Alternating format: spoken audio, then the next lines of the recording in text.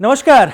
अक्कड़ बक्कड़ बॉम्बे बो diesel 90 petrol show ये कथाटी उर्मिला मातोंडकर कही आउ ये कथा को चोरी करी किसी दिन तले ये लाइन ट्वीट करते विगत दिन बॉलीवुड अभिनेत्री तथा वर्तमान नेत्री उर्मिला मातोंडकर। शो माने 100 टंका।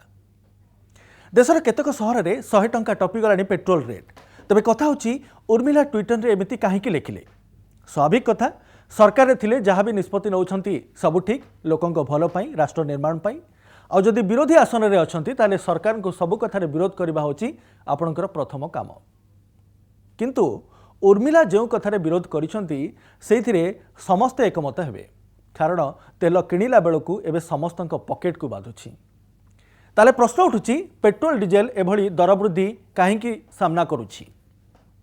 अंतरराष्ट्रीय बजार में वृद्धि पाउथबा अशोधित तेलर दर ना देश में टिकस आदायर ढांचा जहाँ सरकारी राजकोष को बढ़ाऊँगी ताहा ही आ पछर कारण। कौन प्रतिदिन बढ़ी चलता तेल दर को ह्रास करिवार किछि उपाय अछि?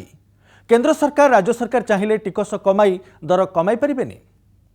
आसंतु गोटी गोटी करी बुझिबा। पेट्रोल डीजेल किरोसिन सबकिछि प्रस्तुत होछि पेट्रोलियम रो, जहाँ को क्रूड ऑयल बोली कहा जाउछि। आ साधारण लोक बुझिबा पई आमे गणमाध्यम रे एथिपाई अशोधित तेल भली शब्द व्यवहार करूछु।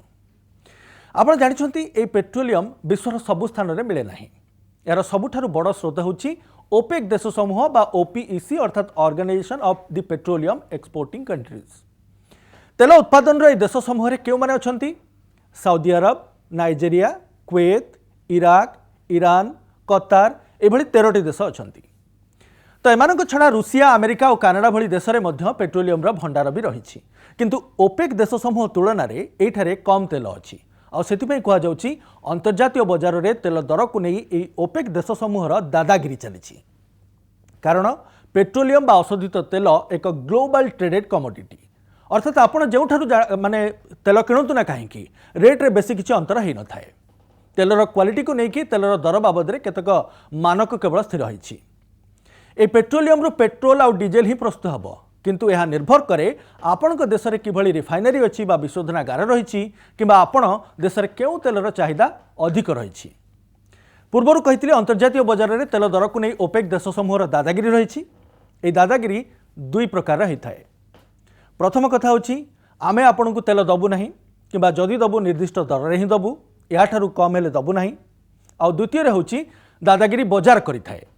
अशोधित तेल को विशोधन करिबारे बहुत खर्च होता है। सेमिति ए कारबार रे बड़ रिस्क भी रही। बजार में मांदावस्था आसीगला किंबा युद्ध परिस्थिति उपजिला ताहले तेलर दाम कम बेसी होता है। आपण बारंबार शुणुथिबे गोटे बैरेल अशोधित तेलर दर एतिकी टंका बढ़ीगला किंबा एतिकी टंका कमीगला। तेणु तेल दर रे एभली कम बेसी एही सबु कारणरू ही होता है। तेलर दर जेहेतु उपरतल हेबार आशंका रही सेथिपई क्षतिरु बर्तिबाकू एही तेल कारबार रे फ्यूचर ट्रेडिंग अर्थात भविष्यत पई आगुआ प्रस्तुतिर कारबार भी होता है। एथिरे कौन हुए आगुआ डील हो जाए जे आपण 4 मास पर मते एतिकी दर रे एतिकी परिमाण तेल देबे, हेई पारे 4 मास पर तेलर बजार दर बढ़ी जिवो, किंतु पूर्वरु दर स्थिर होइतिबारु सेही दर रे तेल देबाकू पड़िबो। किंतु जदि तेल सस्ता हो गला ताहले मध्य आपन को पूर्व निर्धारित दर रे ही तेल किनिबाकू पड़िबो। तो कहबाकू गले फ्यूचर ट्रेडिंग अशोधित तेल कारबार रे गोटे प्रकार जुआ भली भाबी नियंतु। 10 फेब्रुआरी रे बीजेपी रो ट्विटर हैंडल रो देश में पेट्रोल दर वृद्धि पाई मनमोहन सिंह सरकार को दायी करिकी गोटे ट्वीट करा जायतिला।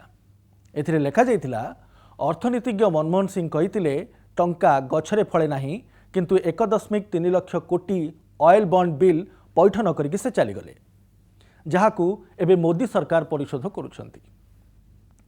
ए ट्विटर रे ऑयल बॉन्ड कथा कहा जायछि। कोन ए ऑयल बॉन्ड? पूर्वरु फ्यूचर ट्रेडिंग कथा कहिछि। मने करंतु आपण पुओ बाहागर पई ग्रोसरी दुकान रु लाख टंकार सौदा आनिले, किंतु आपणक पाखरे टंका नाही। गाँ दुकानी को आपण कहिले तू मते लाख टंका सौदा दे, मु गोटे कागज रे लिखि दउछि जे वर्षे परे तते सुध सह 1,10,000 टंका सुझी देबी। ऑयल बॉन्ड ठीक एई भलिया 2005 रे भारत सरकार एभली ऑयल बॉन्ड जरिया रे कारबार आरंभ करथिले। 2005 रु 2009 भितरे एमिति प्राय 4 लाख कोटी टंकार ऑयल बॉन्ड जारी करागला। हेले 2008 रे विश्व अर्थनैतिक मांदावस्था परे पुणी सरकार ऑयल बॉन्ड बंद करी नगद पेमेंट आरंभ करदेले।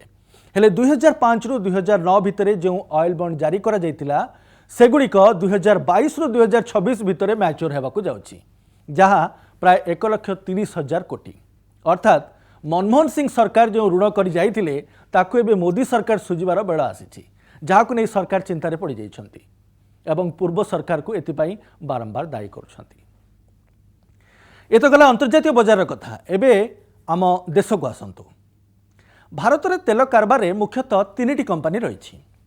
BPCL Bharat petroleum corporation limited, IOCL Indian oil corporation limited एवं तृतीय है HPCL Hindustan petroleum corporation limited.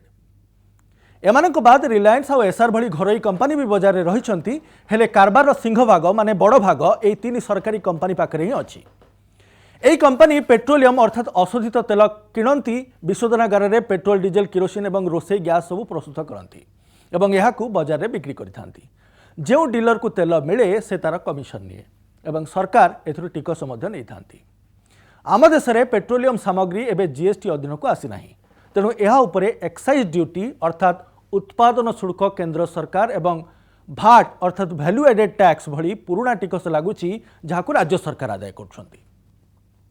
अनेक थर सरकार निज आड़ू यहाँ सेस भी लगाई दियंती। ताहले तेल आपणक पाखरे पहुँचवा पूर्वरु कौन कौन सब दर बसी थाए?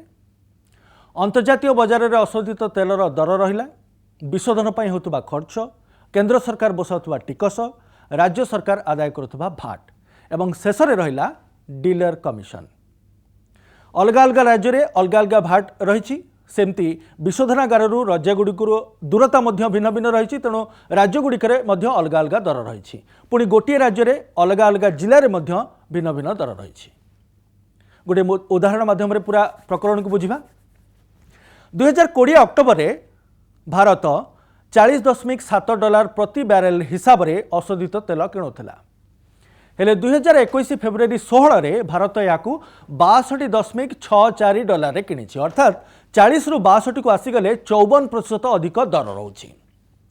हेले आमे पेट्रोल सेतेबेले भी सस्तारे किणुछु जेतेबेले अशोधित तेलर दर $62 रु अधिक थिला। तेणु एठी भारत रे टिकस ढांचा को बुझिबाकू पड़िबो, जहाँ पेट्रोल किंबा डीजेल दर वृद्धि रे सबुठारु बड़ भूमिका नउछि।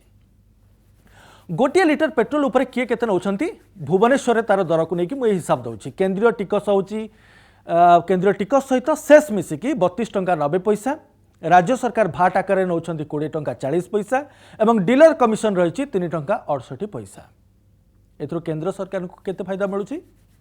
सरकार को लगुच 2020-21 बजेट रे होइतिबा आकलन ठारू अधिक एक्साइज अर्थात उत्पादन शुल्क आदाय करि परिबे। केवल सेतिक नुहे, एक्साइज ड्यूटी रु ही सरकार 2020-21 तुलन में 2021-22 अधिक लाभ करें बोली आशा रखिंट।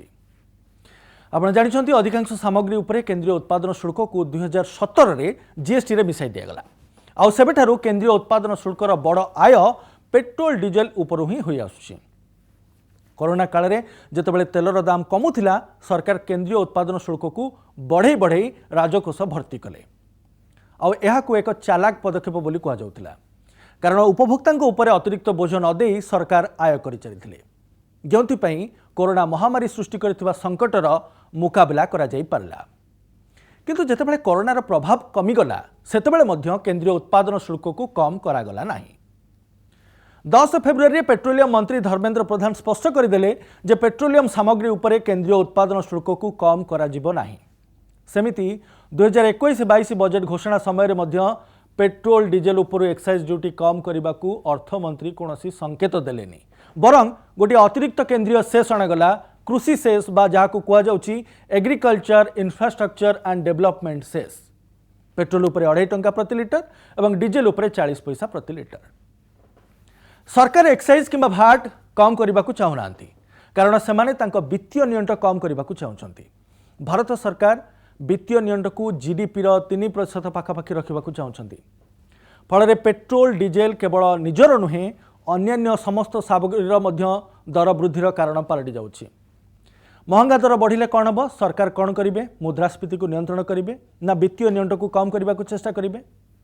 पेट्रोल डीजेल उपरे चढ़ा टिकस बसाई सरकार निज वित्तीय नियंट को कम करिवार ए जो मॉडल आनिछंती यह केतेदूर प्रभावी साब्यस्त हेबो ताकू नेकी मध्य द्वंद्व रही। विरोधी सरकार को प्रश्न करुछंती, जेमिति वर्तमान सरकार पक्ष विरोधी आसन में थिला बेले प्रश्न करुथिले, आउ सरकार सफेई रे कहउछंती पूर्व सरकार गुड़िक देशर तेल आवश्यकता पाई विदेश उपर मात्राधिक निर्भरशीलता को कम कले नहीं से देश में पेट्रोल और डीजेल रो दाम बढ़ुछि आमे तो राष्ट्र निर्माण में लगिछु तेणु टिकस कमे पारिबुनी आपण विचार करंतु आज रोची नमस्कार।